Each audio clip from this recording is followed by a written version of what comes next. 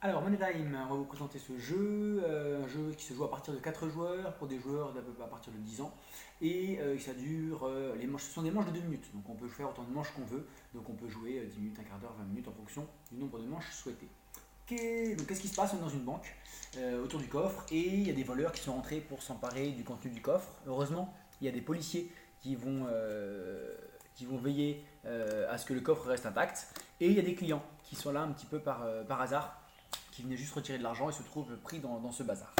Qu'est-ce qu'on retrouve dans la boîte? Donc des cartes avec les différents rôles. On va voir comment après on les distribue. On retrouve le coffre donc, qui est placé au centre et on va lui attribuer une combinaison en lançant les dés et en les plaçant de manière aléatoire. Donc là par exemple la combinaison du coffre sera 4-2, 4-3 à lire dans n'importe quel sens.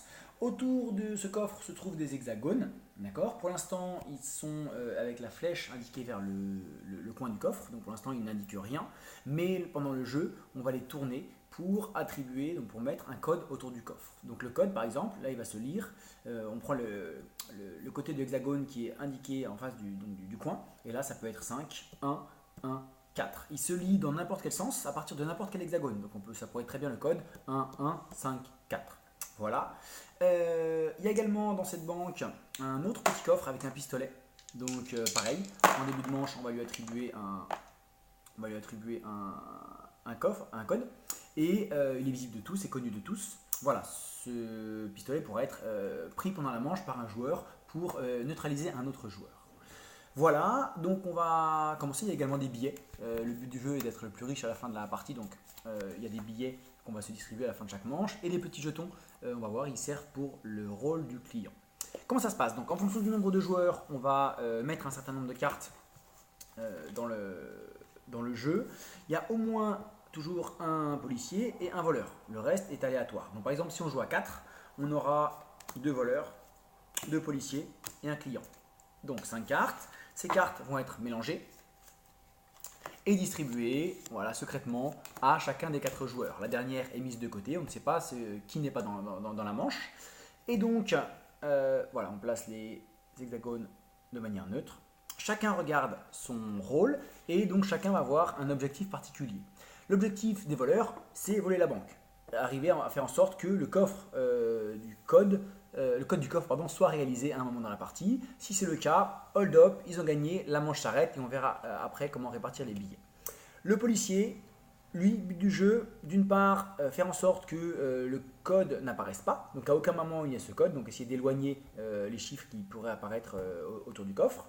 Et si possible, essayer de neutraliser un voleur. Le client, lui, il va devoir essayer de faire des combinaisons. Donc soit des combinaisons de couleurs, vous avez vu que sur les hexagones il y a les chiffres mais il y a également des couleurs, du rouge, du bleu, du vert, et il y a également des formes, des ronds, des triangles et des carrés.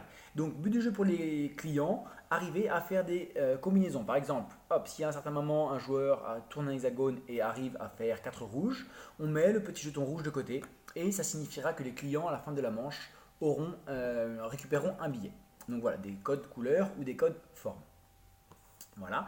Ils pourront également essayer de prendre le pistolet et de tirer sur un voleur. Ils seront récompensés s'ils y arrivent, mais il ne faut pas se tromper parce qu'en contrepartie, ils seront pénalisés s'ils tirent sur un policier ou sur un autre client. Donc début de la manche, les hexagones sont en position neutre. On va lancer un minuteur, donc on met le minuteur sur 2 minutes. On démarre le minuteur. Et à tour de rôle, les joueurs, dans le sens des aiguilles d'une montre, vont tourner un hexagone, n'importe lequel, de 1 ou de 2 crans, dans le sens qu'ils souhaitent. Donc là, par exemple, je vais faire apparaître, hop là, le 1. Le joueur suivant va tourner, va faire apparaître le 5, etc. etc. et on va tourner. Donc, but du jeu pour les voleurs, braquer la banque, essayer de ne pas se faire tirer dessus, donc essayer de ne pas montrer trop clairement qu'on est un voleur et qu'on veut mettre le code du coffre, essayer de récupérer le pistolet, d'ouvrir ce coffre-là pour tirer sur un policier. Voilà. Fin de la manche, s'il y a eu un braquage, le ou les voleurs se partagent 6 billets. D'accord. Donc si j'étais tout seul voleur, je prends mes 6 billets. Si on était deux, on se partage 3 billets chacun, parce qu'on s'est aidé. Les policiers, si le code n'a pas été réalisé, ils vont gagner un salaire, 2 billets chacun. Et un policier qui aura neutralisé, qui aura tiré sur un voleur, on révélera l'identité de la personne neutralisée à la fin de la manche, récupérera 2 billets également. Le client, où les clients récupéreront autant de billets qu'il y a eu de petits jetons de mis de côté, et éventuellement 2 billets supplémentaires s'ils ont réussi à tirer sur un voleur. Les pénalités, si un voleur a tiré sur un client ou a tiré sur un autre voleur, il se fera pénaliser de 2 billets, donc il y aura une amende de 2 billets. Si un policier a tiré sur un autre policier ou sur un client, pareil, 2 billets de pénalité. Et pareil pour un client, s'il a tiré sur un autre client ou sur un policier, il se fera également pénaliser de 2 billets. Donc voilà, à vous d'essayer de trouver les identités de chacun en fonction des codes qu'il essaie de mettre, de récupérer le pistolet si vous arrivez à ouvrir le coffre du pistolet, et de vous enrichir au mieux avec votre rôle. Voilà, bon jeu.